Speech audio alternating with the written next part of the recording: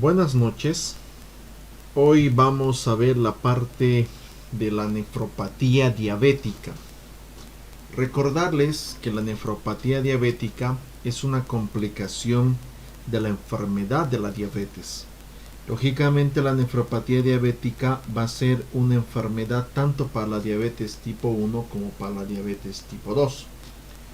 En esta presentación nosotros vamos a ver los parámetros más principales y lógicamente los cambios que pueden tener de manera estructural, funcional y un tratamiento de dicha patología.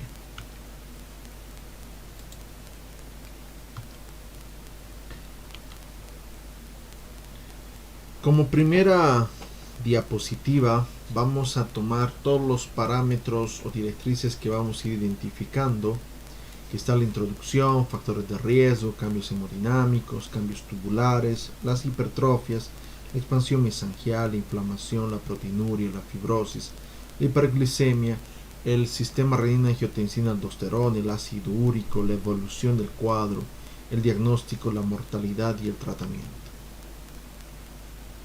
La nefropatía diabética como tal es la primera causa de enfermedad renal en las etapas terminales de todo paciente diabético. Lógicamente que va a tener mayor susceptibilidad del paciente cuando curse o cuando se manifieste como cuadros de hipertensión arterial. Por eso no es recomendable que un paciente diabético sea hipertenso, porque eso ya es indicativo, es sospechoso de que podríamos estar teniendo un cuadro propiamente inicial de una nefropatía diabética. En líneas generales es una complicación microvascular de la diabetes. No olvidemos que la diabetes va a tener alteraciones macrovasculares y microvasculares. Y lógicamente al tener una complicación microvascular es en larga data y voy a tener alteraciones propiamente a nivel del glomérulo, tanto a nivel de la arteria aferente como de la arteria eferente. Una manifestación común, si vale el término en este sentido, es la presencia de albuminuria más de 300 miligramos en 24 horas en lo que es la orina. Efectivamente, también se puede sacar una microalbuminuria ocasional, una proteinuria ocasional, como parámetros referenciales indicativos de dicho proceso. Esta enfermedad va a ser manifiesta, va a ser, si vale el término, algo habitual en las personas con diabetes tipo 1, las personas con diabetes tipo 2, y existe la susceptibilidad de cursar o tener esta enfermedad en personas que tienen una diabetes o que cursan un proceso gestacional, que tenga una predisposición, ya sea por un factor propiamente gestativo o por una macrosomía del paciente, en este caso del producto, y que predispone a elevación de la glicemia en la madre, además del uso indiscriminado de corticosteroides, sobre todo en personas que cursan enfermedades reumatológicas, para ser más exactos. No olvidemos que la diabetes tipo 1 es una enfermedad donde existe una alteración inmunológica, una destrucción de las células beta de Langerhans. De esa manera va a haber una ausencia total de insulina, donde el paciente va a requerir insulina para poder controlar los niveles de glicemia. La diabetes tipo 1 se manifiesta en la edad propiamente de la niñez e incluso llega a manifestarse, si vale el término, en su pico máximo hasta la adolescencia entre los 15, 13 o, si vale el término, 18 años. La diabetes tipo 2 pues es una alteración mediada por el sobrepeso, mediada por una lesión, una hipertrofia o un envejecimiento paulatino de las células beta de Langerhans, donde voy a tener una disminución en la secreción de insulina. De esa manera voy a tener algún otro tipo de causalidad que puede conllevar a que el paciente necesite hipoglicemiantes por vía oral para posteriormente incluso ser un paciente con una atrofia de lo que es el sistema para requerir lo que es insulina. Y la etapa gestacional, que ya lo habíamos comentado minutos antes. Existen criterios para el diagnóstico de la diabetes. Propiamente estos criterios son de la Asociación Americana de Diabetes, que van, si vale el término, actualizándose, cambiando algún detalle o agregando o modificando alguna característica.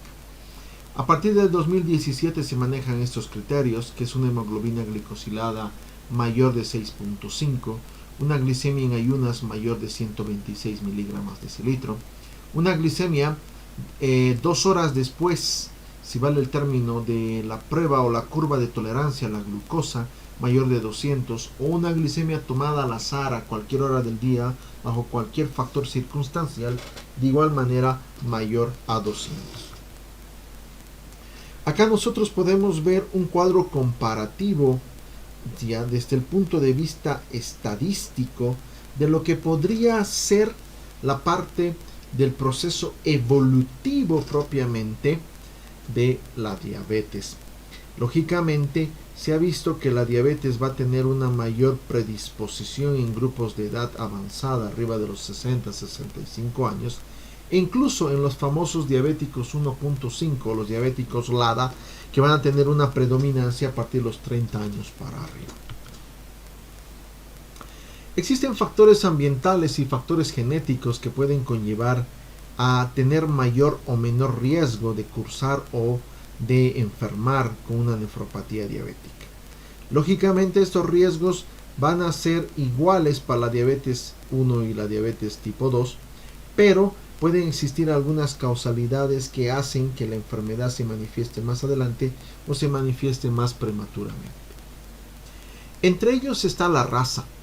Básicamente se ha visto que la raza afroamericana, ya por tener cuadros de hipertensión arterial, va a tener un riñón que se va a llegar a adaptar a los cambios propiamente de la presión arterial, y de esa manera incluso puede ser negativo el cuadro de recuperación o el uso farmacológico para disminuir la presión arterial en este grupo poblacional, porque predispondría a tener alteraciones como factores de protección.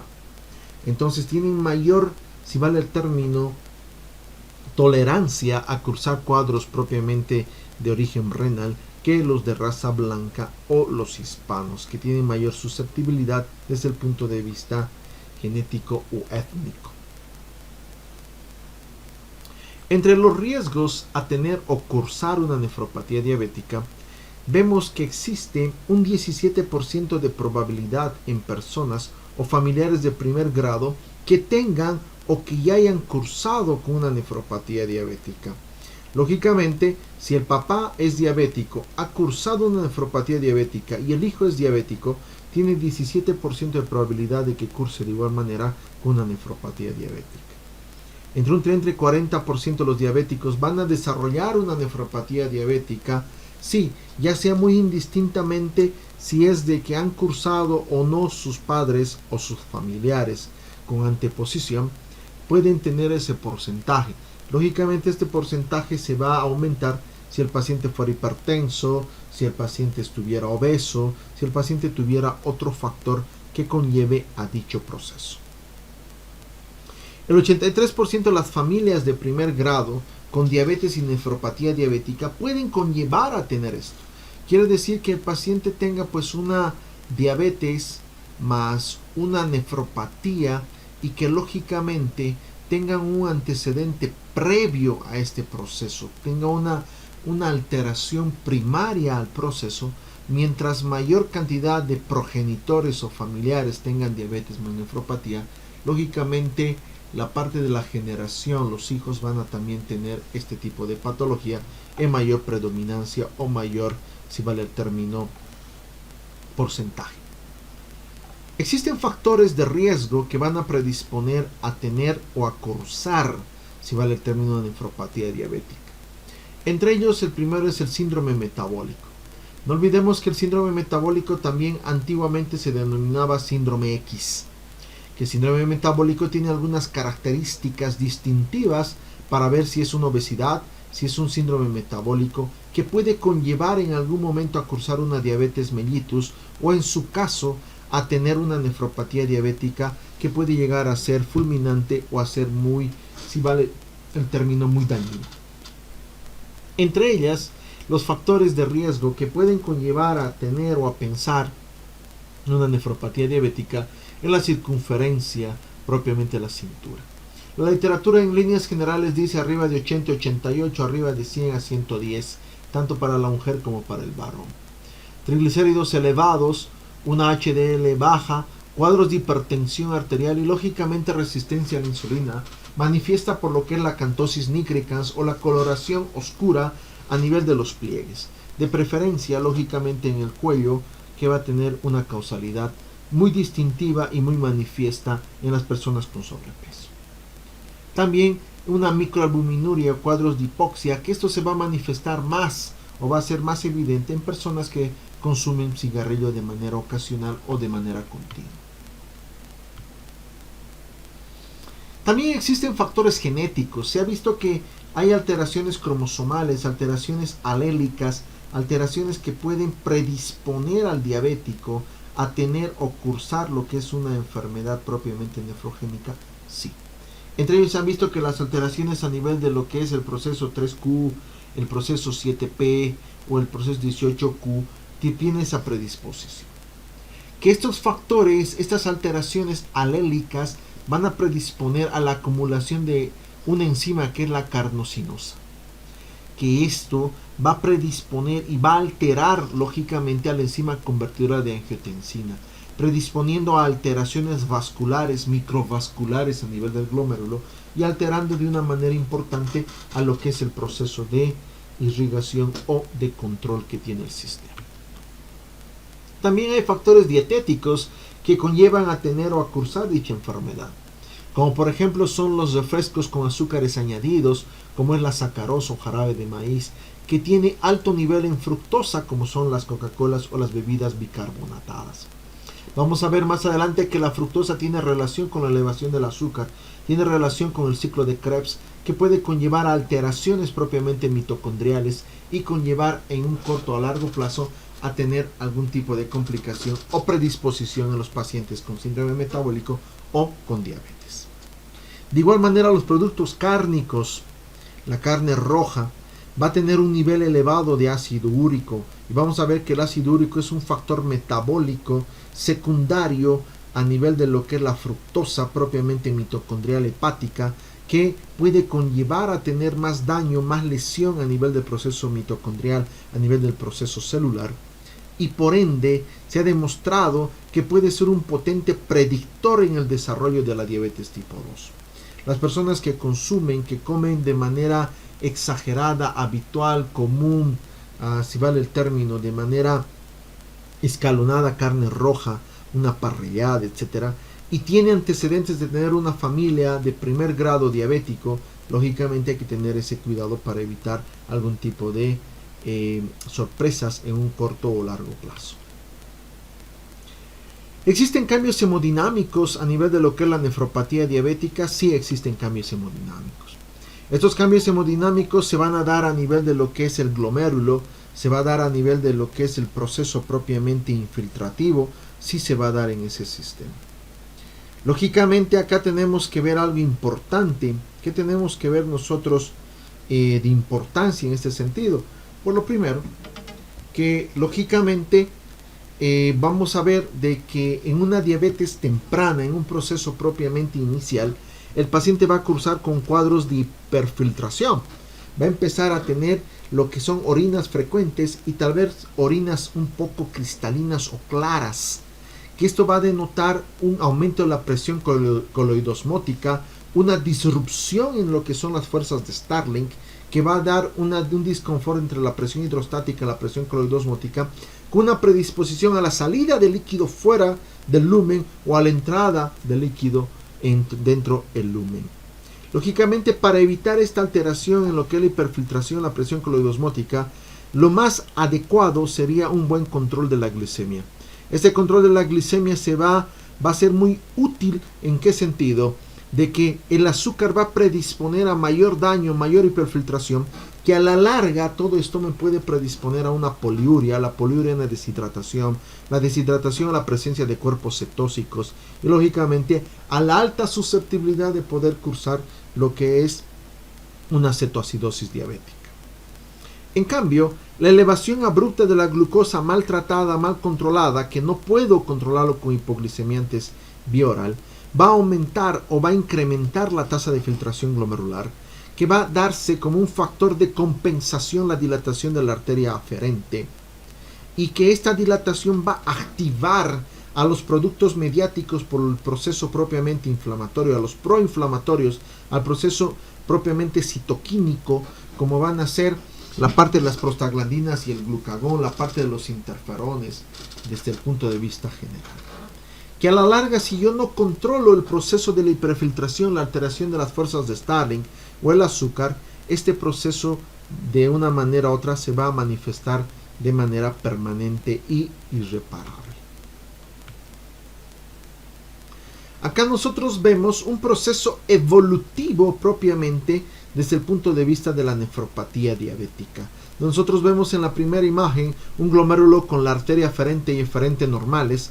En la segunda imagen una arteria propiamente aferente dilatada, donde voy a tener un factor de compensación que va a ocasionar este proceso de la arteria aferente dilatada. Me va a provocar alteraciones de hiperfiltración, alteraciones proteicas, alteraciones glomerulares, alteraciones que van a ir, si vale el término, a conllevar mayor daño y mayor alteración en la tasa de filtración glomerular. Posteriormente, lógicamente, cuando ya tratemos de controlar el proceso con antihipertensivos, con medicamentos propiamente regularizadores, como son los IECAs o los árados, puede haber un factor de compensación con una dilatación de la arteria aferente y una dilatación de la arteria eferente. Y de esa manera disminuir, lógicamente, el proceso de filtración, aumentando mayor la susceptibilidad a daños desde un punto de vista irreparables con elevaciones propiamente de la creatinina. Como ven ahí dice la angiotensina 2 al constreñir las arteriolas eferentes ayuda a conservar la filtración glomerular adecuada cuando la perfusión renal es disminuida. Entonces de esa manera es un factor de compensación. Pero si yo inhibo dándole un IECA, dándole un ARA, estoy, si vale el término, dilatando la arteriola eferente. Y de esa manera voy a tener más daño lesivo a nivel de lo que es la tasa de filtración y el mismo glomérulo. Todos estos procesos van a ocasionar cambios tubulares. Entre los cambios tubulares podemos iniciar con lo que son las metaplasias, las displasias o factores de adaptación a nivel del túbulo, que a la larga esto puede ocasionar una hipertrofia renal. Que la hipertrofia renal no se va a dar más que por un aumento del tamaño de la parte renal, que sería un indicativo primario de que el riñón está mal. Ojo, crecimiento del riñón más diabetes, riñón está empezando a arruinarse o está empezando a enfermarse. Entre los cambios tubulares que van a existir, pues va a estar la reabsorción de sodio en el túbulo proximal, el incremento en la actividad del contratransportador de sodio y glucosa, y lógicamente la alteración en la angiotensina 2 y la hipertrofia del túbulo proximal. No olvidemos que a nivel de los túbulos existe una secreción, una reabsorción de electrolitos, entre ellos el sodio, que el sodio va a estar regularizado o va a estar controlado por la aldosterona. Aquí se va a activar el sistema renina-angiotensina-aldosterona. ¿Y qué va a hacer este sistema como factor de protección? La arteria eferente la va a cerrar y la arteria aferente la va a abrir para tratar de compensar el factor de hiperfiltración que podría tener en su momento el glomérulo. Pero también no olvidemos que el sodio, que las bombas de sodio y potasio se saturan de manera inmediata y que para eso yo necesito tener canales de difusión pasivas activas, pero también tengo canales o elementos contratransportadores o regularizadores o couriers, como lo llama la literatura. Que para eso un factor importante de contratransportador o courier es la glucosa. De esa manera, si tengo mucha glucosa voy a tener una actividad del contratransportador y puedo tener alteraciones hidroelectrolíticas en algún momento, en alguna circunstancia, en el proceso evolutivo de la enfermedad. Y de igual manera la angiotensina 2, la hipertrofia del túbulo proximal, que va a ocasionar un factor de compensación. Y aquí un error es relativamente garrafal: el uso de IECAs o de ARAs como tratamiento electivo. No olvidemos que en los pacientes con enfermedad renal crónica, el uso de antihipertensivos me puede disminuir la probabilidad de requerir a un corto plazo diálisis o un reemplazo renal. acá lo que hace es tratar de mejorar un poco la presencia de la albuminuria, la micro o la macroalbuminuria. La hipertrofia renal. Lógicamente la hipertrofia renal se va a dar tratando de mejorar el área de superficie de filtración. Que quiere decir que el glomérulo se va a ver dañado y va a tener un factor de adaptación, un factor de compensación, que es mejorar el área de superficie.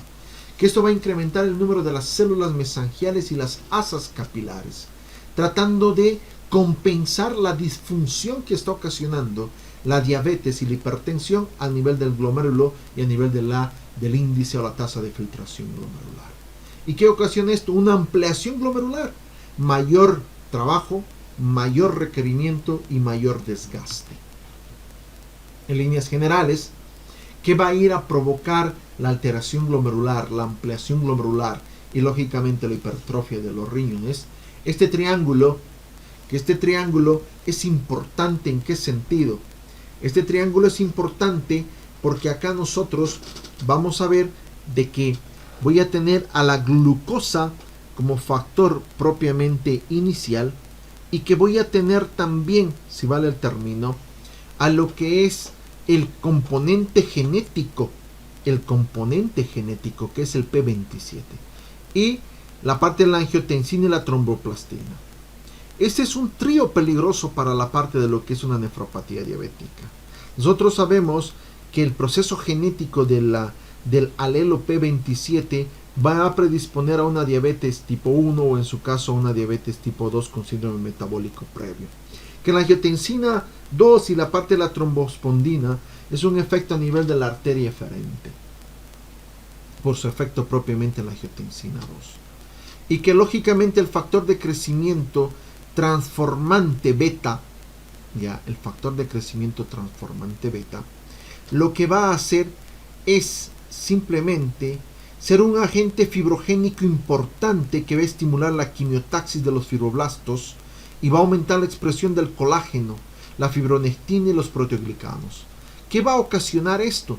Va a ocasionar alteraciones en la membrana basal del glomérulo, alterando la filtración, alterando la funcionalidad y predisponiendo a un daño a corto o a largo plazo. El crecimiento renal se va a observar pronto después de la aparición de la diabetes. Lógicamente es un indicativo agudo y prematuro de que algo está pasando con la parte desde el punto de vista funcional y renal. Y el tamaño del riñón puede aumentar unos centímetros y es sugerente que nosotros solicitemos ecografías renales de manera escalonada, puede ser mensual, puede ser trimestral, dependiendo las características del paciente, dependiendo los controles de la glicemia, todo, a este paciente, para tratar de controlar e identificar y tener a ciencia cierta algo primario para evitar problemas propiamente glomerulares. Seguimos viendo de que hay alteraciones en todas las partes del riñón. En este caso va a haber una expansión mesangial en el riñón, que esta expansión mesangial va a ver alteraciones en la formación nodular del mismo.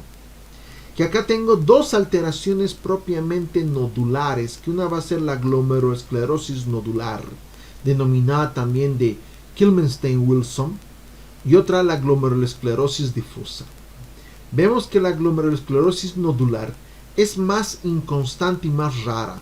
Básicamente aparece en el 15% de los pacientes y que normalmente se encuentra ubicado en la parte periférica del glomérulo. En cambio, la parte de la glomerulosclerosis difusa se va a ser la parte más común y donde voy a evidenciar un aumento difuso de la matriz mesangial y ensanchamiento de la membrana basal. ¿Y quién va a ocasionar este tipo de disconfort? Pues habíamos visto que el factor de crecimiento transformante beta, que tenía su efecto fibroblástico, colágeno, fibronectina y proteoglicanos a nivel de lo que es la membrana desde un punto de vista glomerular o basal. Esta es la imagen propiamente focalizada y esta es la imagen, si vale el término, generalizada. De igual manera voy a tener alteraciones a nivel de lo que es la proteinuria y voy a por la manifestación, por el factor mediático de lo que es el factor de crecimiento transformante beta, va a empezar a existir fibrosis y atrofia. ¿Qué dice la proteinuria? La proteinuria se va a dar por un engrosamiento de la membrana basal del glomérulo. Esto debido a la acumulación de la parte colagénica y a la reducción de la carga neta negativa del sulfato.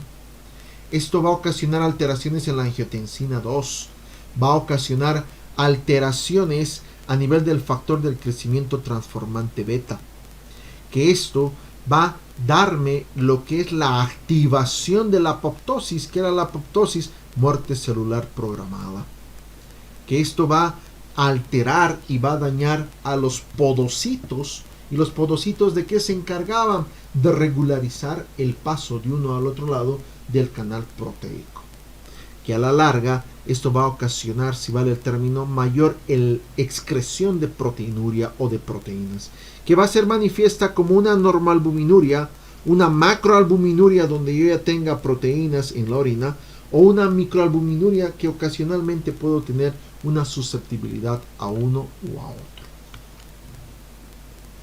Y el proceso propiamente de fibrosis, ¿por qué se va a dar la fibrosis? Pues la fibrosis se va a dar por esta cadena de 4 estadios o de 4 procesos, que el primero, lógicamente, es la glucosa, que se va a ver elevada en la parte sistémico general.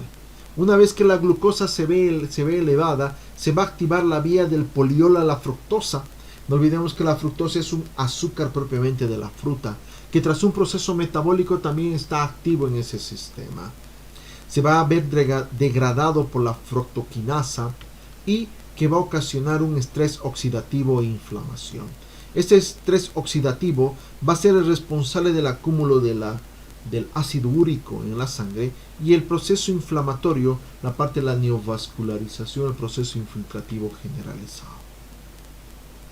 Existen 4 células que van a contribuir a la acumulación de la matriz a lo largo de las membranas basales, glomerulares y tubulares dentro del intersticio.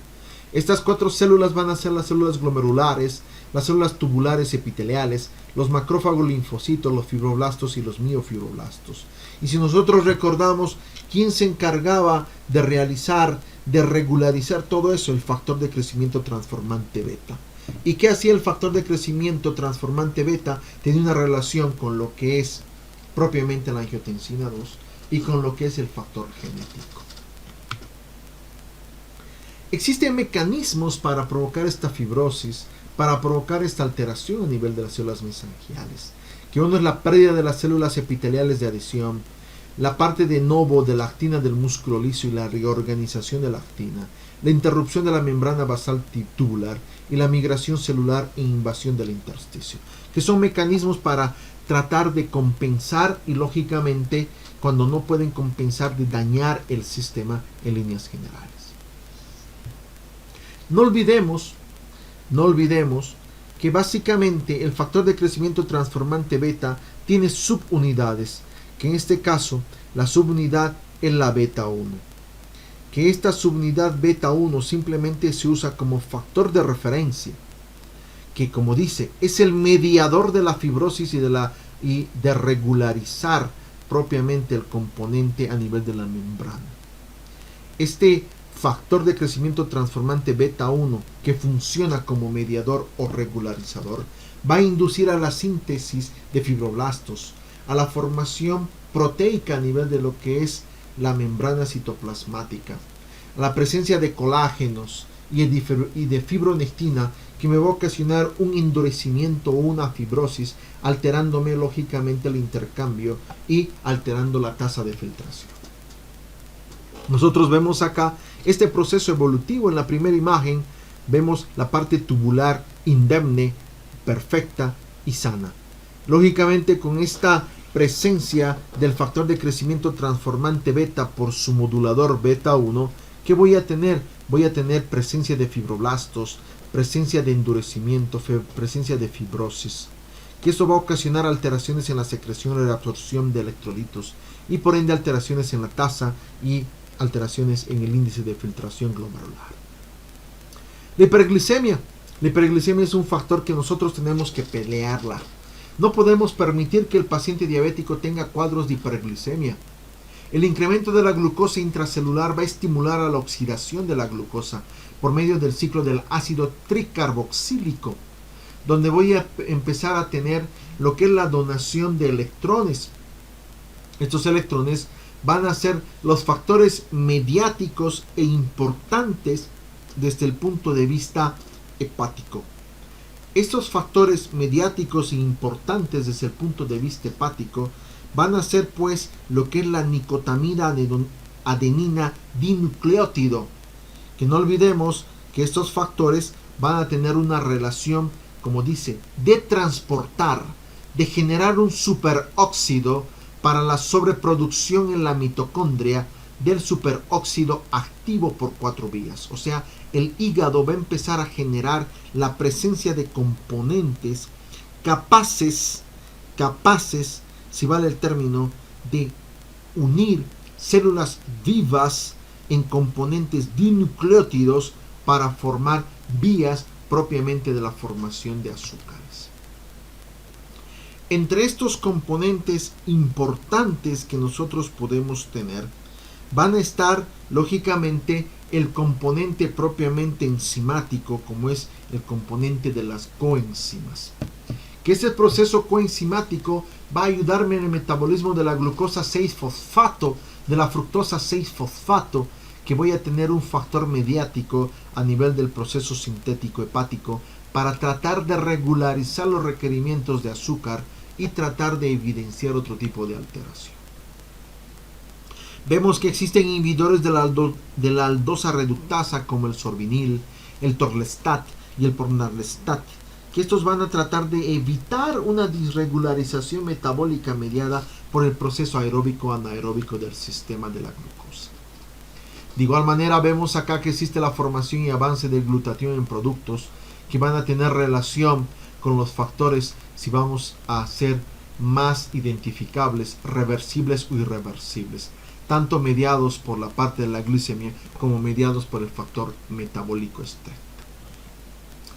Otro factor mediático va a ser el sistema renina-angiotensina-aldosterona y el ácido úrico. Para hablar del sistema renina-angiotensina-aldosterona tenemos que ver que tras una glucosa elevada, la angiotensina va a estar alta y la renina de igual manera. Y que las células renales van a tener un factor mediático por la célula aferente a angiotensina 2 por la parte de la vasoconstricción. Que este factor se va a ver alterado por la aldosterona, que va a ser el encargado de acelerar la progresión y el daño renal mediado por factores propiamente inflamatorios. Que a la larga esto va a generar la presencia de adipocitos a nivel de lo que es la envoltura propiamente renal, con una predisposición importante a tener mayor daño y por ende mayor alteración en la misma filtración. Y el ácido úrico, que va a ser generado por un factor metabólico de la fructosa, que se va a dar por el estrés oxidativo de la mitocondria en fuentes de fructosa, que va a incrementar la evidencia que se genera en el riñón, metabolizando así el ácido úrico y el estrés oxidativo, creando un daño renal.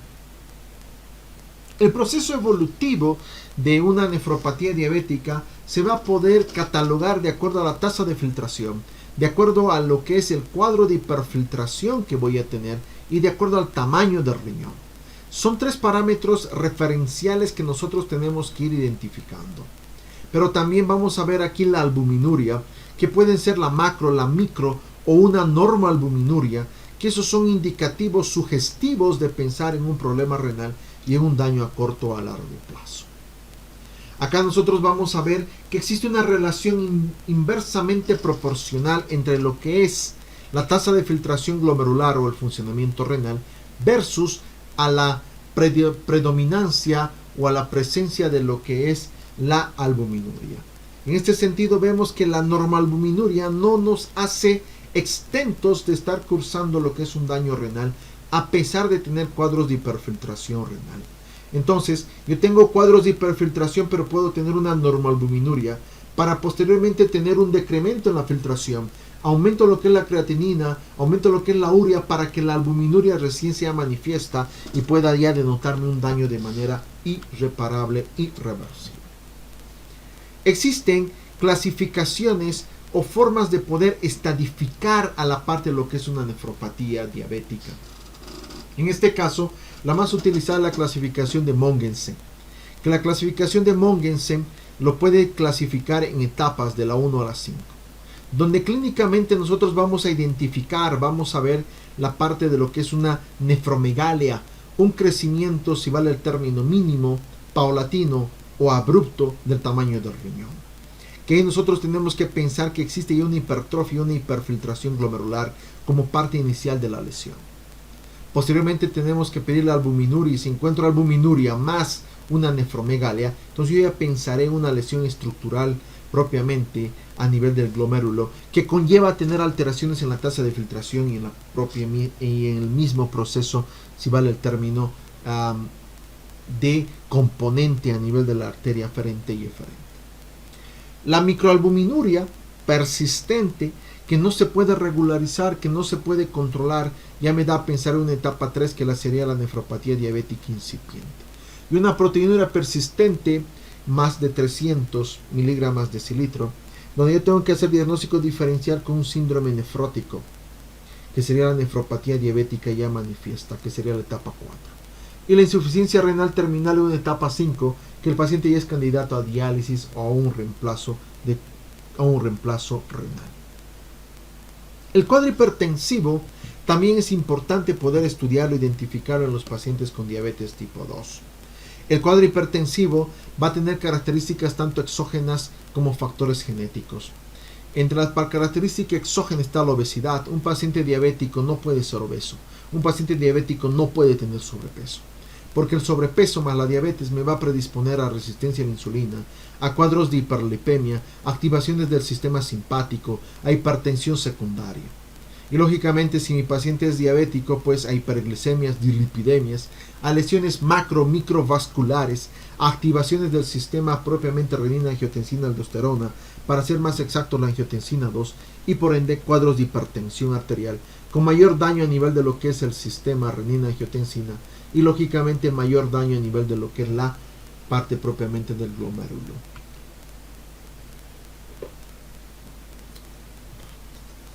Van a existir complicaciones vasculares. Estas complicaciones vasculares van a ser las micro y macrovasculares. Primero, el paciente va a tener susceptibilidad a tener una retinopatía diabética, una neuropatía diabética, una gastropatía diabética, una gastroparesis, cuadros de diarrea, cuadros de constipación, alteraciones propiamente sexuales como una disfunción eréctil, accidente cerebrovascular o evento vasculocerebral de predominancia isquémico, enfermedad coronariana que va a predisponer a anginas de pecho, infartos agudos del miocardio, y lógicamente enfermedad vascular periférica que puede ser una trombosis venosa profunda o en su caso la presencia de lo que es un pie diabético. La cronología puede ser diversa o en su caso ir de manera cronológica como se los presentó en esta diapositiva. Existe una relación directa entre lo que es la mortalidad y la presencia de albúmina. Se ha visto que las personas que tienen una normalbuminuria van a tener menos probabilidad de fallecer en un tiempo corto. En cambio, aquellos que tienen una macroalbuminuria, una proteinuria ya establecida, tienen mayor susceptibilidad de fallecer en un tiempo relativamente corto o, si vale el término, estipulado paulatinamente entre los 4 a 5 años de identificada dicha patología. La diabetes y los cuadros de la hiperglicemia van a ocasionar alteraciones a nivel del sistema renina, angiotensina, aldosterona, productos de estrés oxidativo, alteraciones en la vía de los polioles, la proteína quinasa alterada, va a haber activación del ácido araquidónico, procesos inflamatorios, etc. Que a la larga, este conjunto de disrupciones me va a ocasionar lo que es una nefropatía diabética. El diagnóstico yo tengo de dos maneras. Tengo un diagnóstico propiamente clínico y un diagnóstico, si vale el término, anatomopatológico. El diagnóstico clínico se va a deber o se va a manifestar en cuadros de hipertensión arterial, ojo, diabético más hipertensión arterial, cuadros de proteinuria, diabético, proteinuria, hipertensión arterial o diabético, hipertensión arterial, proteinuria, pero que va a ir enlazado de un estudio propiamente oftalmológico que me va a decir que el paciente está cursando una retinopatía diabética. Lógicamente, para esto tengo que ver la medición urinaria del albúmino de las proteínas, la medición de la creatinina y la estimulación de la tasa de filtración glomerular, la tensión arterial y un examen oftalmológico rutinario específico para poder identificar la presencia o la ausencia de una nefropatía diabética.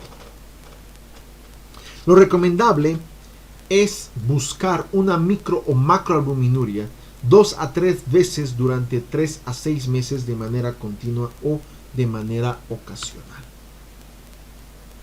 La biopsia. Pues la biopsia es un estudio más definitivo, más específico para poder llegar a un diagnóstico más preciso. Pero antes de pedir o solicitar o hacer una biopsia, nosotros tenemos que excluir infecciones del tracto urinario. Ver de que no esté cursando con una infección urinaria alta o baja. Tengo que ver la parte de la microscopía urinaria en busca de sedimento, la parte de la cuantificación de la proteinuria para ver de que no sea un proceso propiamente glomerular de base y no hacia una nefropatía diabética, una ultrasonografía renal para ver el tamaño y hacer un descarte tal vez de una alteración patológica, una alteración morfológica en el riñón y lógicamente el diagnóstico diferencial de dicha enfermedad. Y la serología de ANCA, ANA, DNA, complemento 3, complemento 4 en busca de enfermedades reumatológicas que puedan simular tener o cursar una nefropatía diabética, pero no ser la etiología o el proceso base. ¿Qué hago? ¿Qué pienso cuando tengo una diabetes más una proteinuria?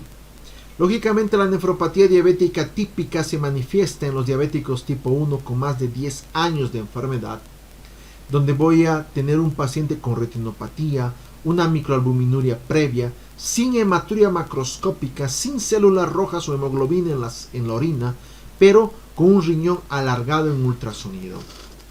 Entonces, ahí estoy hablando de una nefropatía diabética de características primarias.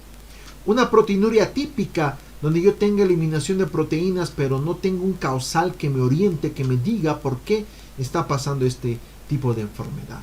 Como son los diabéticos tipo 1 con menos de 10 años de evolución, que no tiene retinopatía, que no hay un rango nefrogénico, que no hay albuminuria de ninguna índole, pero que existe hematuria macroscópica y células rojas. Lo más recomendable, lógicamente en este sentido, pues es pedir una biopsia. ¿Por qué es lo más recomendable pedir una biopsia? Porque acá tenemos que hacer diagnóstico diferencial de un CA de riñón, tengo que hacer diagnóstico diferencial de lo que es una tuberculosis renal. Entonces son características que yo tengo que ir identificando, que tengo que ir viendo para tratar de evitar en algún momento un mal diagnóstico y por ende un mal tratamiento.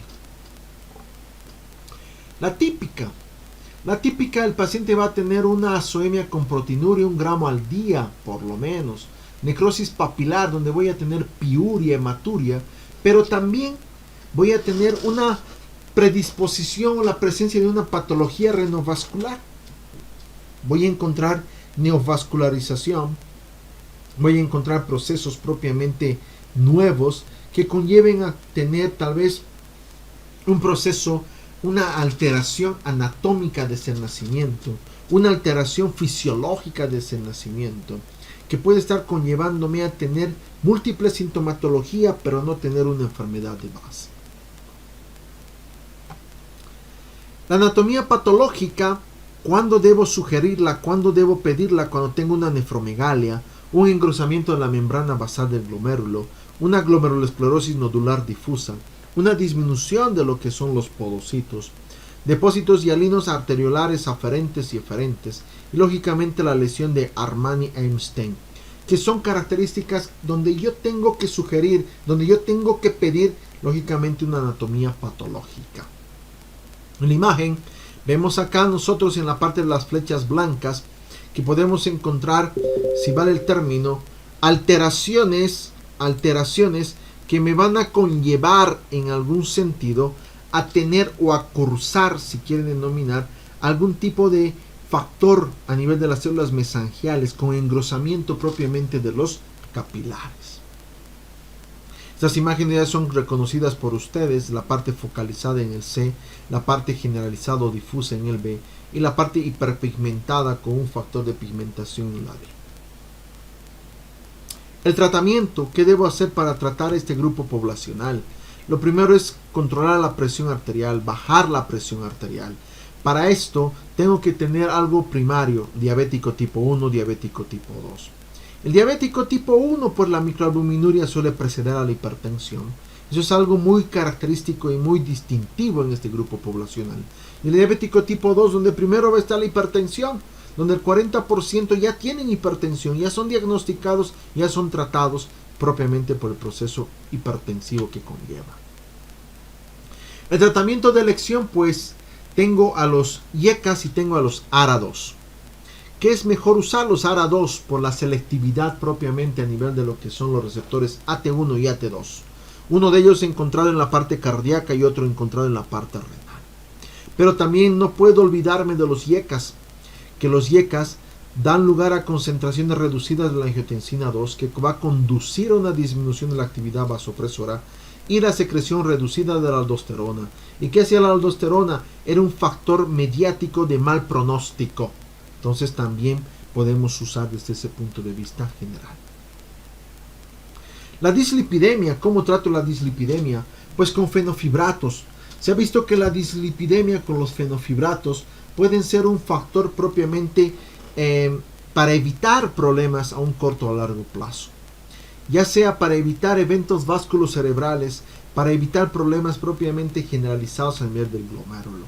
Pero además del uso de los fenofibratos, yo debo tener un tipo de factor secundario como es un tipo de dieta, una restricción de sal pero no quitarle totalmente la sal, una restricción de grasas saturadas pero no quitarle la ingestión de grasas saturadas, la presencia de actividad física, en este caso la parte de lo que es ejercicios aeróbicos y lo más importante, que el paciente deje de fumar.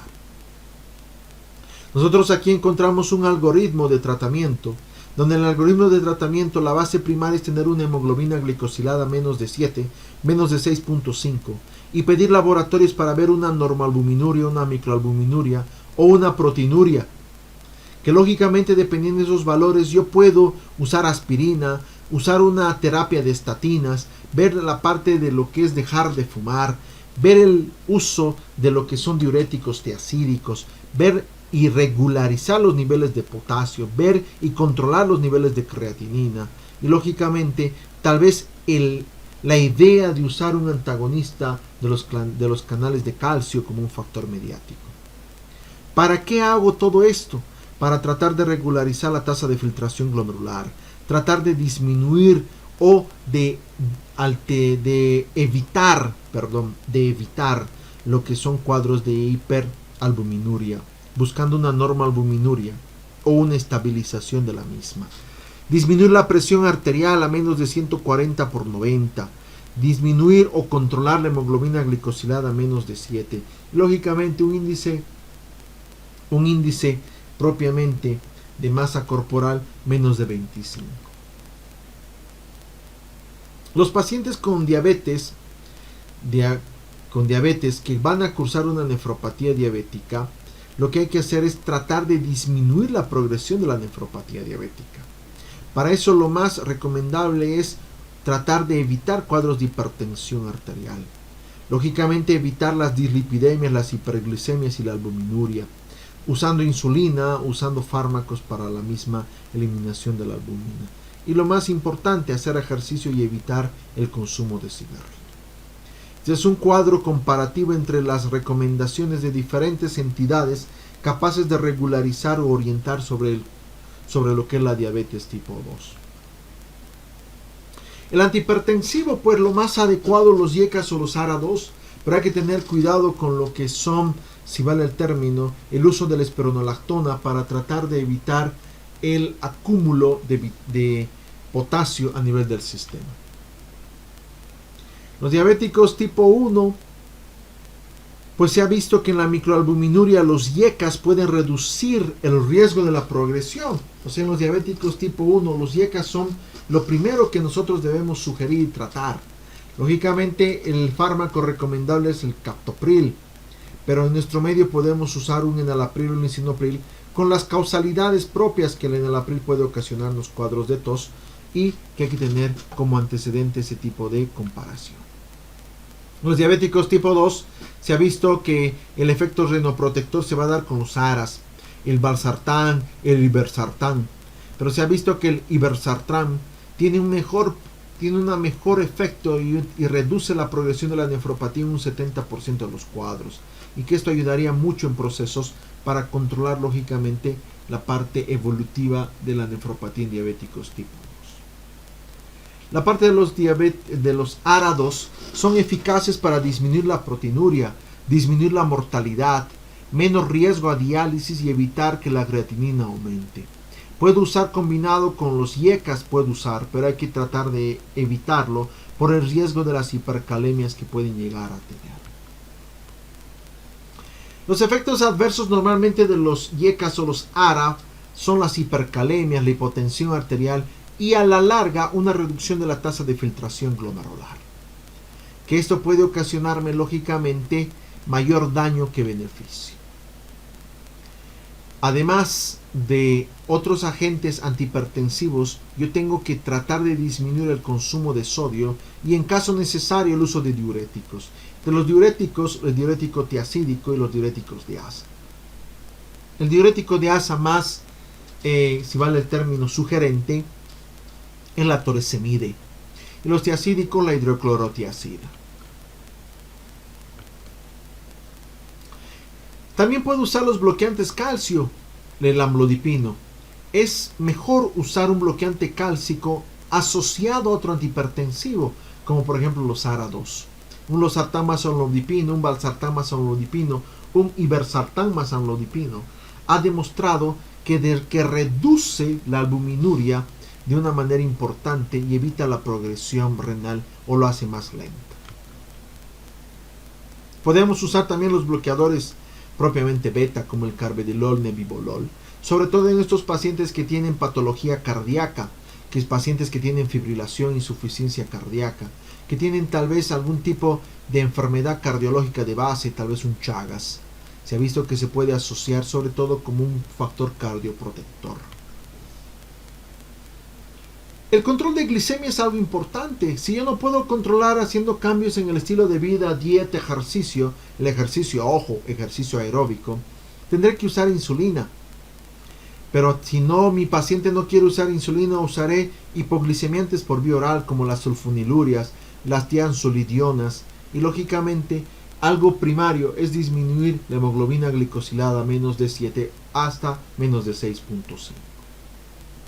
En la parte de lo que es la dislipidemia, pues lo que tengo que hacer acá es tratar de bajar el HDL cuando está tengo que bajar la LDL y tratar de subir la HDL cuando está muy bajo y lógicamente tratar de regularizar los niveles de colesterol y triglicéridos. El fármaco de elección para las dislipidemias en pacientes renales es la simvastatina con ezetimibe. Pero hay muchos factores. Por ejemplo, en nuestro medio no tenemos ese fármaco. Podemos usar la atorvastatina con ezetimibe, que me puede dar algún tipo de factor, si vale el término, de la reducción, sí, pero que no tenemos otra alternativa más que usar ese tipo de combinación para ser más exactos.